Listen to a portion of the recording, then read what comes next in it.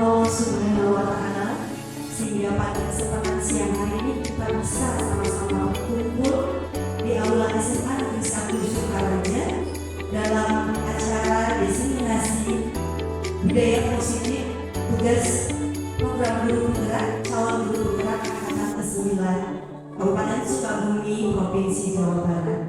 Bapak dan Ibu, para wali kelas, terima kasih saya ucapkan telah meluangkan waktu untuk hadir bersama-sama di sini untuk kita saling berbagi, untuk kita belajar bersama-sama. Mohon maaf hadirnya saya di depan para bapak dan ibu bukan karena saya yang terbaik, karena kita di sini dalam proses sama-sama belajar. Baik, selamat datang Bu Sri, silakan duduk. Ya Pak Radit, terima kasih. David boleh silakan duduk Pak David. Bapak Ibu yang saya hormati, kemarin ketika saya menyampaikan akan ada tugas tentang diseminasi budaya positif, saya berkoordinasi dengan Wakasek Guru dan juga Bapak Kepala Sekolah, dan menurut arahan dari Bapak Kepala Sekolah dan juga Wakasek Guru kita bahwa informasi ini sama-sama kita belajar kepada Bapak Ibu wali kelas untuk saat ini kelas 10 terlebih dahulu, dan juga rekan sejawat, teman-teman guru, baik guru mata pelajaran dan juga guru atau pembina ekstrakurikuler. Nah, tentunya kami mendengar istilah budaya positif. Di sini kita akan sama-sama menggali apa itu budaya positif. Namun sebelumnya saya akan menyampaikan tujuan dari kegiatan ini. Yang pertama adalah menyampaikan informasi dan mendiseminasikan materi tentang budaya positif, yang mana di dalamnya ada disiplin positif dan motivasi, kemudian ada keyakinan kelas, kemudian ada 5 kebutuhan dasar manusia, 5 posisi kontrol, dan yang terakhir segitiga restitusi. Baik, Bapak dan Ibu, untuk yang pertama adalah disiplin positif. Apa sih disiplin positif itu? Disiplin positif adalah suatu pendekatan yang menerapkan disiplin dari dalam diri peserta didik kita tanpa hukuman, namun kita tetap tegas di dalamnya, tanpa memberi hadiah, di mana pendekatan disiplin positif ini menitik beratkan kepada pendekatan yang positif, karena sudah saya sampaikan, tanpa adanya kekerasan, tetap di dalamnya ada motivasi, merefleksi kesalahan, menghargai, membangun logika dan bersikap jangka panjang. Kita mungkin sering mendengar bahwa peserta didik kita baru akan mendengarkan kalau sudah diberikan satu tindakan-tindakan yang baik itu secara verbal, secara fisik dengan agak keras ya Bapak Ibu ya. Nah, perlu kita ketahui juga bahwa disiplin positif bukan permisivisme. Permisivisme adalah suatu istilah di mana kita mengiyakan apa yang dilakukan oleh anak-anak didik kita. Tidak seperti itu ya Bapak Ibu. Kemudian bukan juga membiarkan anak melakukan apa saja yang ingin mereka lakukan. Dan juga bukan berarti sekolah itu tidak ada aturan, tidak ada batasan, tidak ada harapan.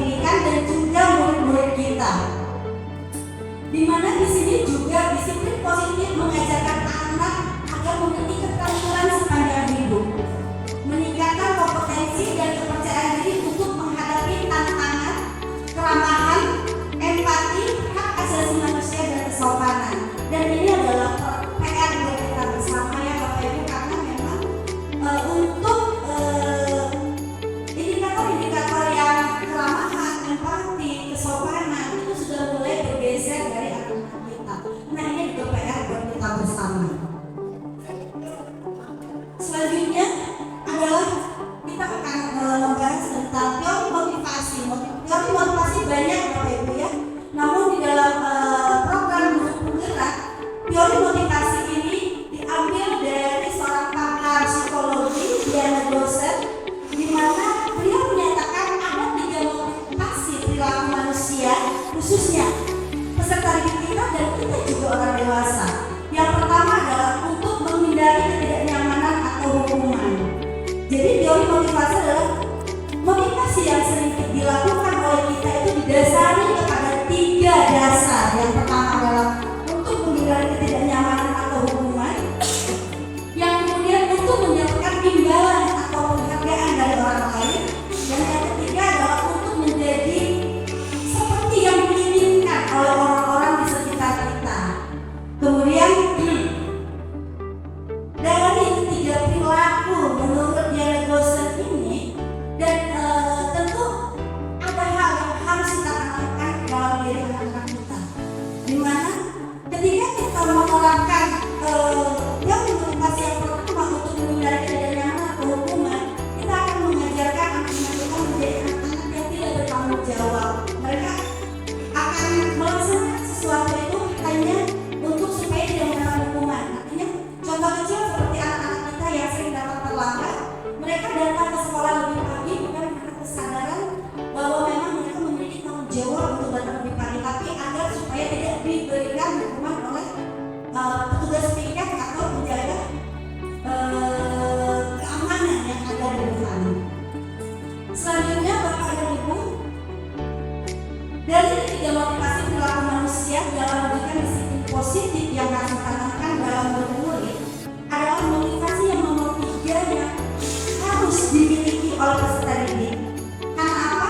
Motivasi tersebut muncul dari dalam diri anak-anak didik kita. Seperti yang di awal saya sampaikan, di sini kita membangun kesadaran dalam diri anak-anak didik kita bahwa apa yang mereka lakukan adalah memang sesuai dengan hati nurani mereka dan memang ingin melakukan hal tersebut.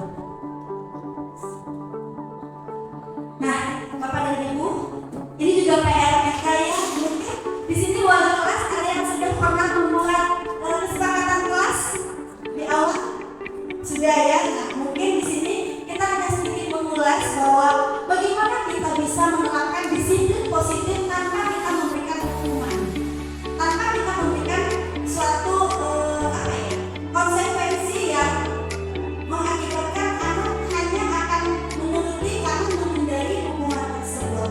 Yang pertama adalah kita akan membuat suatu keyakinan kelas. Namun sebelumnya saya akan membacakan, belum bisa menjelaskan ya Bapak Ibu, baru membacakan bahwa keyakinan kelas adalah setiap tindakan atau perilaku yang kita lakukan di dalam kelas dan dapat menentukan terciptanya akhir bentuk sebuah budaya positif.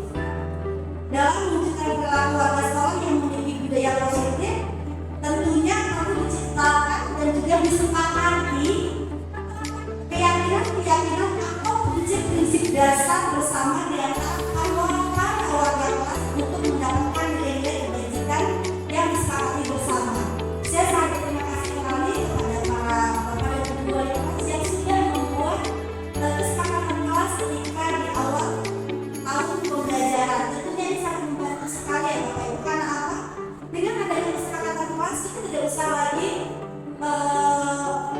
memarahi anak, karena hal-hal yang kita buat dalam kesepakatan kelas adalah aturan-aturan yang kita buat secara bersama-sama.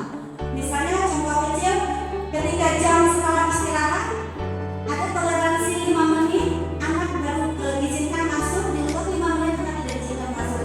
Jadi ketika ada anak yang datang lewat ada 5 menit masuk ke dalam kelas, kita mengingatkan bahwa dia sudah melanggar tata tertib atau keyakinan yang kita buat bersama-sama. Dan tentunya dalam keyakinan kelas atau bukan keyakinan kelas, dalam kesepakatan kelas kita juga sudah membuat bersama-sama konsekuensi ketika kesepakatan kelas tersebut dilanggar.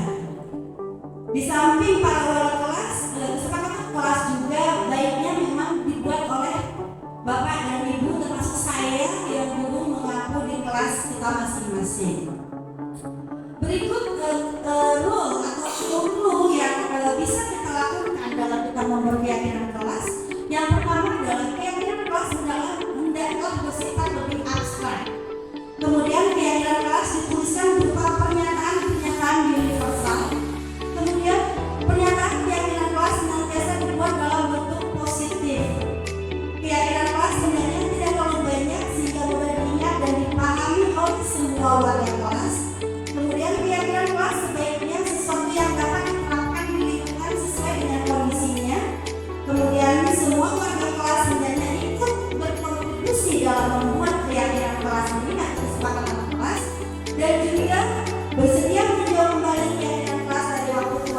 Jadi secara bersama-sama alangkah baiknya kesepakatan kelas ini kita sama-sama revisi atau kita evaluasi bertiga bersama dari wali kelas dan juga peserta didik kita, guru kita, apakah masih bisa kita pakai atau kita ganti dengan kesepakatan kelas yang lainnya.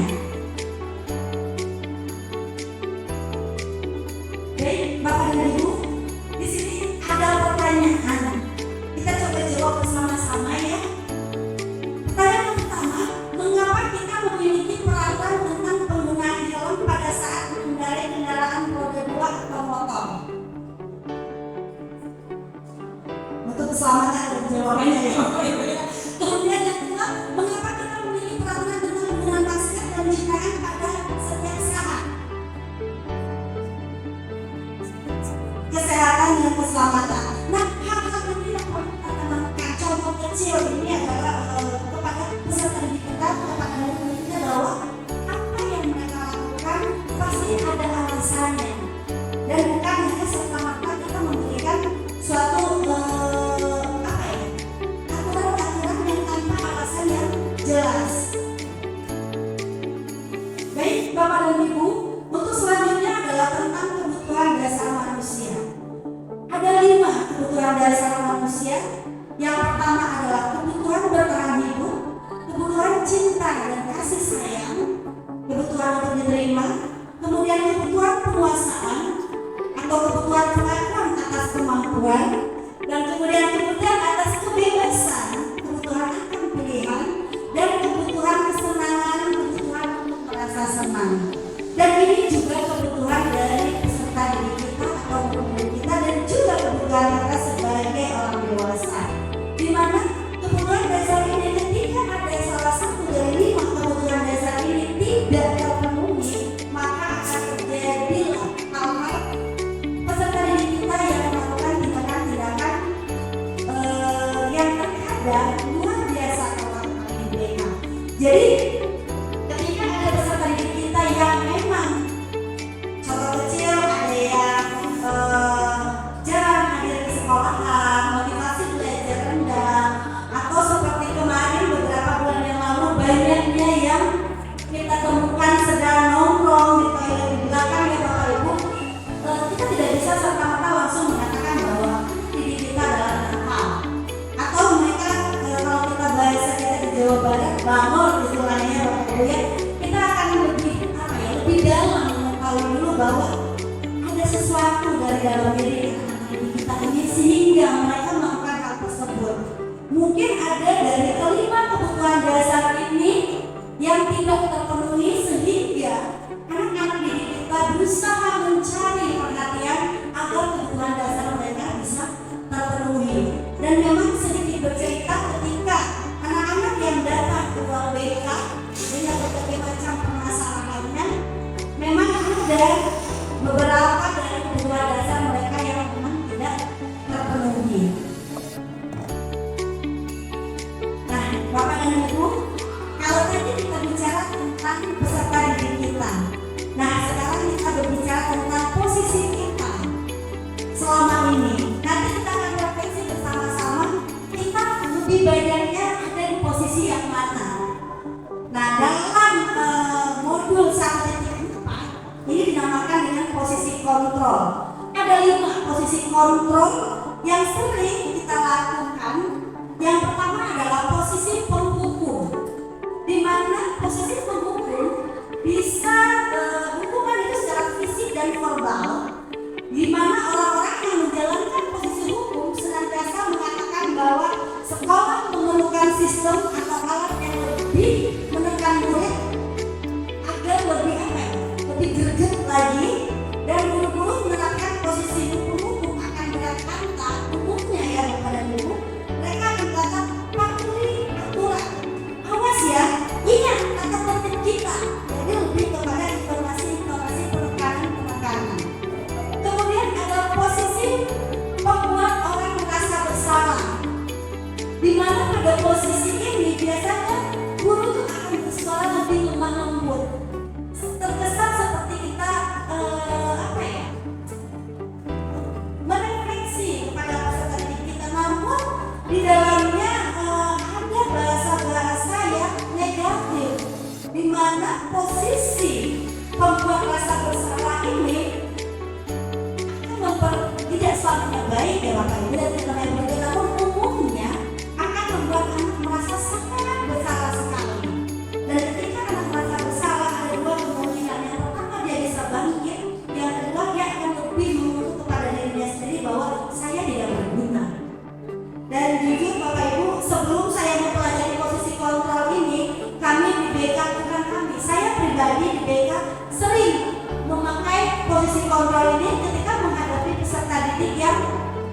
dalam arti luar biasa. Kadang saya bilang sering sampaikan bahwa karunia jam ke mama, ke bapak, apalagi kalau orang tuanya yang bekerja ke luar negeri.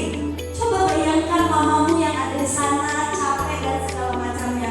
Sementara kamu di sini dan itu saya memposisikan diri saya sebagai pembuat orang merasa bersalah. Dan ternyata itu bukan salah satu strategi yang baik dalam kita memberikan pelayanan kepada peserta didik kita. Yang ketiga adalah teman. Guru pada posisi ini tidak akan menyakiti murid, namun akan tetap berupaya mengontrol murid melalui persuasi. Posisi teman pada guru bisa negatif ataupun positif. Artinya di sini dengan posisi kita sebagai teman, memang kita nyaman ya Bapak Ibu, apalagi dengan anak-anak kita yang sudah menjelang remaja, kita memang harus masuk ke dalam dunia mereka. Namun menurut para pakar ini kurang bagus karena apa? Dikhawatirkan ketika figur kita tidak ada saat itu dan murid ada masalah, maka dia akan kebingungan. Dia akan lepas seperti perahu tidak ada nakodanya, dia akan bingung. Artinya peserta didik kita akan ketergantungan kepada kita. Selanjutnya adalah monitor atau pemantau. Di posisi ini, posisi pemantau umumnya lebih cenderung kepada peraturan-peraturan, kepada data-data. Kalau kayak sama seperti saya sering sekali memakai tadi pembuat rasa bersalah, pemantau. Kalau pemantau, lihat nih hasil absenmu. Berdasarkan data dari wali kelasmu, kamu sudah beberapa kali tidak hadir dalam kegiatan belajar mengajar. Atau berdasarkan data dari guru mata pelajaran, kamu sudah ABCDEFG. Ini adalah posisi monitornya. Terkadang kita perlu ya Bapak dan Ibu dalam memakai posisi monitor atau pemantau ini. Yang terakhir adalah manajer, posisi manajer, di mana posisi manajer mempersilahkan murid mempertanggungjawabkan perilakunya, mendukung murid agar dapat menemukan solusi atas permasalahannya sendiri. Seorang manajer telah memiliki keterampilan di posisi teman maupun pemantau, dan dengan demikian bisa jadi waktu-waktu tertentu kembali kepada kedua posisi tersebut bila diperlukan. Artinya apa Bapak dan Ibu? Pada posisi manajer, di mana kita hanya sebagai mediator atau fasilitator. Saya juga ingat kembali kepada materi-materi psikologi yang saya pelajari, bahwa permasalahan itu muncul dari kita dan hanya kita yang bisa menyelesaikannya. Sama ketika kita menyelesaikan permasalahan peserta didik kita. Jadi pada posisi manajer ini kita sudah tidak lagi sebagai pemantau, peran kita juga bukan pemandu juga, dan bukan juga sebagai tadi pembuat rasa bersalah, apalagi penghukum. Namun di sini kita akan bersama-sama kepada peserta didik kita untuk bagaimana mereka mempertanggungjawabkan apa yang sudah mereka lakukan. Nah, bagaimana caranya? Tentunya ada strategi yang bisa kita lakukan yang disebut dengan segitiga restitusi. Apa itu segitiga restitusi? Segitiga restitusi adalah sebuah cara menanamkan disiplin positif pada murid, di mana dalam prosesnya menciptakan kondisi bagi murid untuk memperbaiki kesalahan mereka sehingga mereka bisa kembali pada kelompok mereka dengan karakter yang lebih kuat. Di mana restitusi juga membantu murid menjadi lebih memiliki tujuan, disiplin positif, dan memulihkan dirinya setelah berbuat salah. Penekanannya bukan pada bagaimana berperilaku untuk menyenangkan orang lain atau menghindari ketidaknyamanan, namun tujuannya adalah menjadi orang yang menghargai nilai-nilai kebajikan yang mereka percayai. Nah, ini Bapak dan Ibu yang sering disebut yang kami pelajari kemarin di beberapa minggu tentang segitiga restitusi. Adapun ciri-ciri restitusi yang membedakan dengan program disiplin lainnya adalah yang pertama, bukan untuk menebus suatu kesalahan, namun untuk belajar dari kesalahan. Kemudian restitusi memperbaiki hubungan.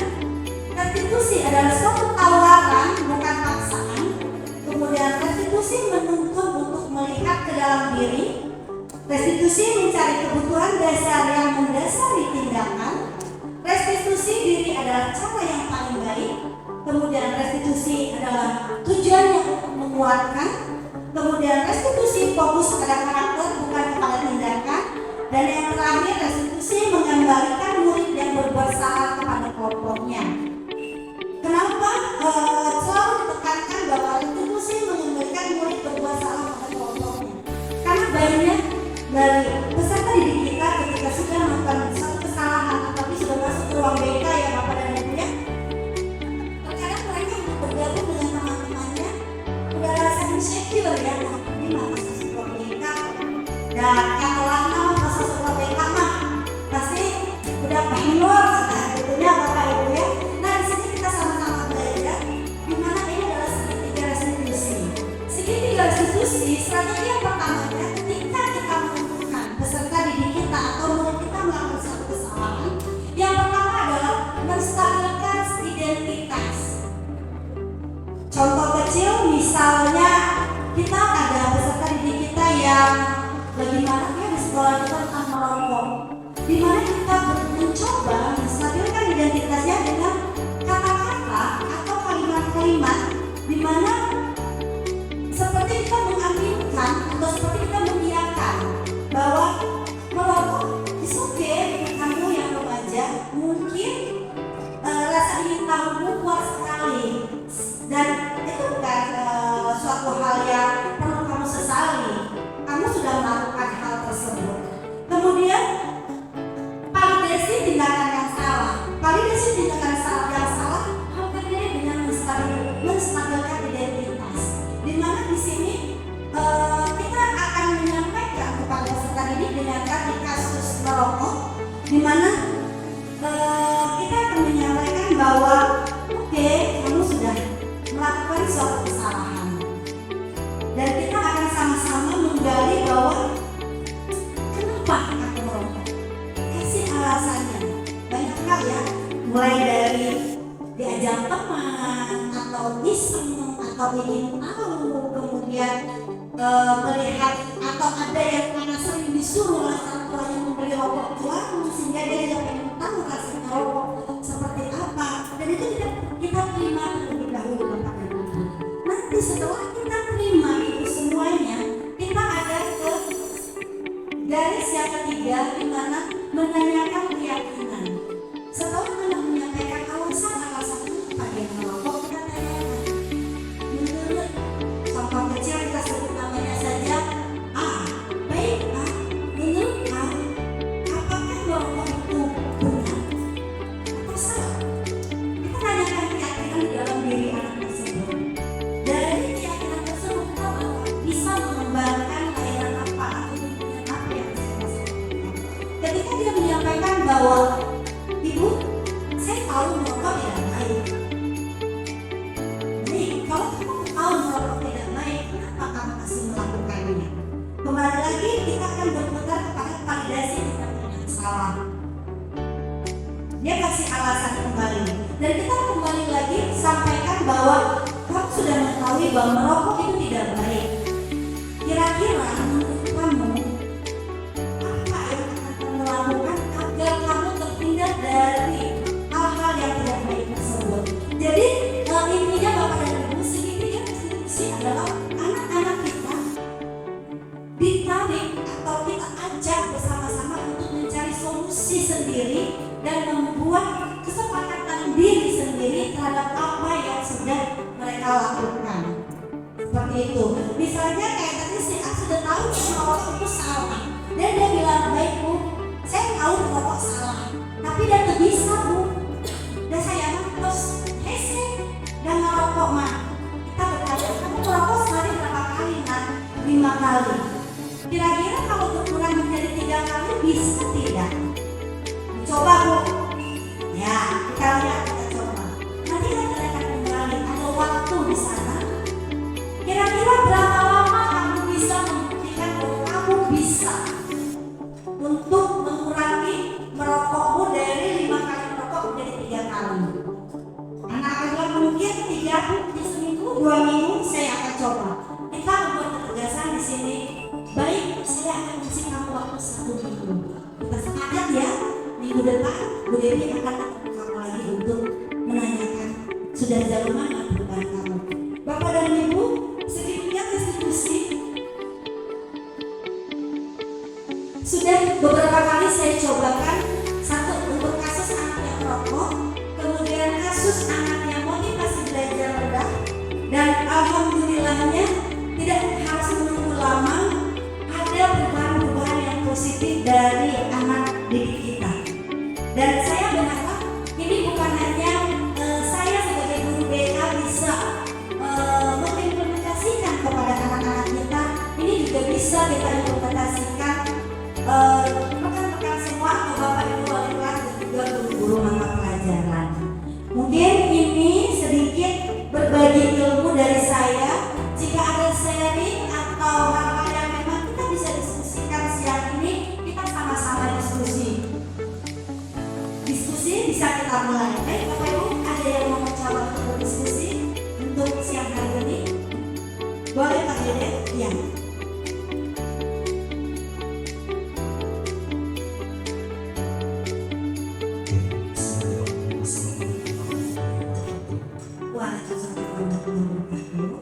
Setelah diamati dari apa yang Ibu sampaikan, ternyata banyak batasan-batasan dalam memberikan arahan bagi anak yang bisa disebut bermasalah dalam pendidikan. Ternyata kami selaku guru memang tujuannya bukan untuk sekedar memberikan pengetahuan saja, tapi kita memberikan dari sikap dan perilaku juga. Itu adalah pertimbangan utama dalam hal itu.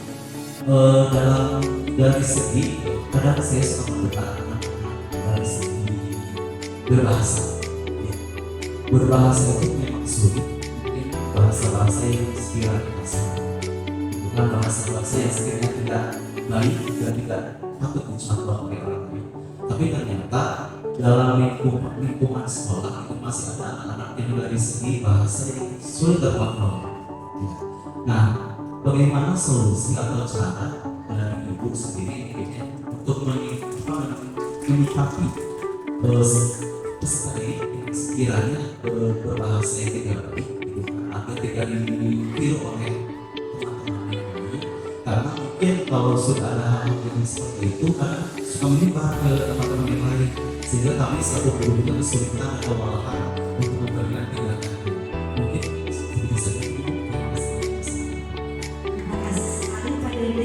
Bapak Ibu dan masih ada.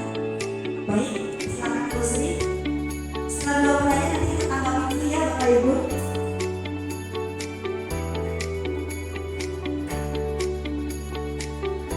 Sebelumnya Assalamualaikum warahmatullahi wabarakatuh. Terima kasih buat kesempatannya. Jadi ini pengalaman yang sedang saya hadapi di kelas saya yang saya pegang. Kelas 10 itu kebetulan yang paling menonjol itu adalah Aceh. Saya sempat beberapa kali itu melihat anak yang akhirnya sama perempuan itu tiduran di tempat di belakang, sedangkan teman-temannya itu cuma saja. Saya kaget Bu, pada waktu itu anak itu langsung loncat gitu melihat saya. Terus saya kasih himbauan, saya kasih dalilnya gitu, terus gambaran masa depannya gitu, bagaimana kalau perilaku tersebut dilanjutkan. Tapi setelah saya amati beberapa waktu, hal tersebut sepertinya terulang walaupun tidak saya saksikan sendiri, karena saya kan kayak menyimpan spy di kelas yang saya tanyain setiap periode itu gimana pertemuan kelasnya ini dari sini, apakah masih seperti itu, dan berdasarkan pernyataan orang yang saya percaya itu masih terjadi seperti itu. Bahkan ada kasus yang tanda kutip gitu yang saya langsung panggil itu ke BK untuk ditindaklanjuti. Yang ini saya tanyakan, bagaimana cara menyikapi kasus seperti itu agar yang pertama anak ketika dikasih informasi itu tidak merasa tergurui, tidak juga merasa dipermalukan, tapi ada keinginan untuk kesadaran untuk memperbaiki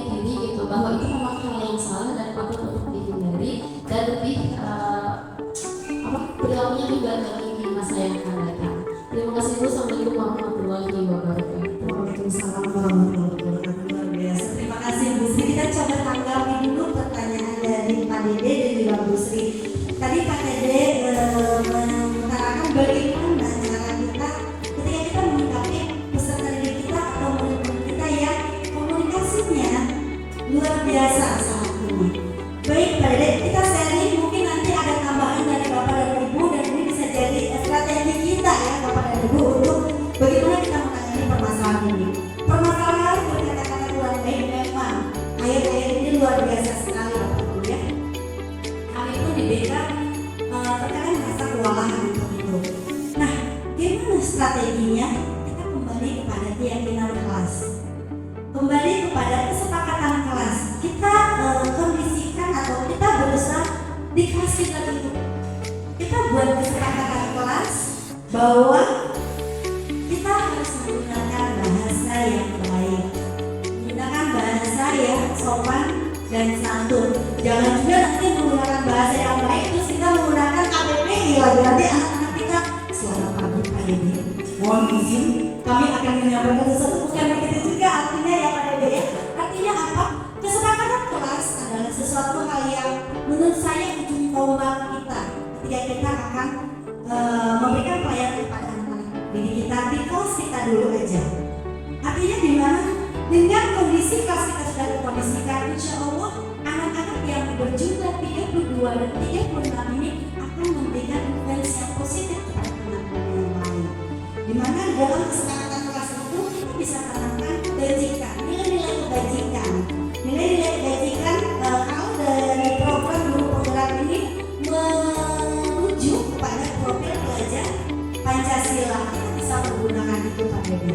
Dan kalau sudah dibuat kesepakatan kelas, masih berulang kembali, kita coba dengan penggunaan atau menggunakan strategi segitiga restitusi. Artinya di sini ada pelayanan khusus kepada anak tersebut.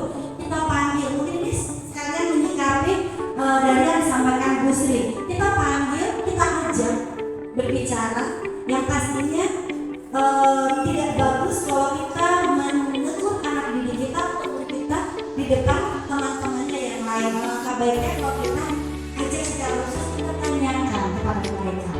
Kembali lagi dengan cara yang pertama adalah menstabilkan identitas. Kembali dengan strategi segitiga restitusi. Seperti tadi contoh yang kasus Pak Dede adalah anak-anak kita yang menggunakan bahasa-bahasa yang kurang baik ya Bapak Ibu. Dalam menstabilkan identitas, kita bisa menyampaikan betul era sekarang, era medsos, era yang sangat-sangat maju. Kalau kita tidak menggunakan bahasa-bahasa yang gaul, kita bisa dibilang tidak mengikuti zaman. Namun bahasa gaul yang seperti apa? Gaulnya adalah bahasa gaul yang baik ya Bapak Ibu. Nah, kemudian kita akan lanjut kepada validasi tindakan yang salah. Kita akan sampaikan, anak-anakku, ketika kamu mengucapkan kata-kata sebagai manajer kebun binatang, sekarang saya tanya kepada temanmu, kamu mau nggak dipanggil dengan sebutan itu? Jadi kita komplekskan Bapak Ibu ya. Tentunya pasti tentunya bilang, Halim aku masa aku dibilang enak, atau pandangan gitu ya. Nah, dari validasi yang salah ini, nanti kita bisa menanyakan keyakinan. Di dalam keyakinan ada nilai-nilai kebajikan. Nilai-nilai kebajikan nanti merupakan profil pelajar Pancasila. Kira-kira sudah sesuai tidak apa yang kamu sampaikan tersebut dengan profil pelajar Pancasila atau nilai-nilai kebajikan, ramah-tamah, sopan santun, beretika, seperti itu. Mungkin seperti itu Pak Dede untuk awal. Namun kalau memang sekiranya sangat harus ada perhatian khusus, kita bisa diskusikan di ruang BK dan kita akan bersama-sama bisa memberikan layanan kepada peserta didik kita tersebut. Menanggapi tadi apa yang disampaikan oleh Bu Sri tentang kasus yang ada ya, yang sedang dihadapi sekarang di kelas, kasus pacaran ya Bu ya umumnya. Bagaimana sih Bu supaya menangani strategi ya mungkin ya di sini. Nanti juga saya minta pendapat dari Bapak Ibu yang lain, bagaimana juga cara kita untuk bisa keluar ya Bu Sri ya dari permasalahan yang jadi kelas. Kalau menurut apa yang sedang kami pelajari, yang pertama adalah kembali kepada kita membuat tentang keyakinan kelas atau kesepakatan kelas kembali. Di mana ada hal-hal yang diperbolehkan, ada hal-hal yang tidak diperbolehkan. Jika hal-hal yang tidak diperbolehkan dilakukan, Nah, kita akan membuat kesepakatan bersama-sama apa yang akan kita lakukan. Itu Bu Sri. Mungkin kamu memang sudah menggunakan keyakinan kelas, masih juga anak diri tersebut ada yang mau melakukan atau berani seperti itu. Kembali lagi kita kepada segitiga restitusi. Kita panggil secara bersama bahwa kita sampaikan dalam usia remaja mengenal dan dikenal oleh sesama jenis memang masa-masanya. Namun kita kembalikan lagi kepada validasi tindakan salah. Ibu boleh memasukkan dalil-dalil di dalamnya. Dalam agama kita tersebut tentunya sangat dilarang ya Ibu Sri gitu kan. Kemudian juga kita juga bisa menyangkutkan kepada etika-etika, norma-norma, nilai-nilai yang kita anut selama ini. Nilai-nilai kebajikan kita juga bisa sampaikan di dalamnya. Ada nilai etika, yang sopan santun, tata krama, itu juga bisa kita masukkan di dalamnya. Kemudian setelah kita memvalidasi tindakan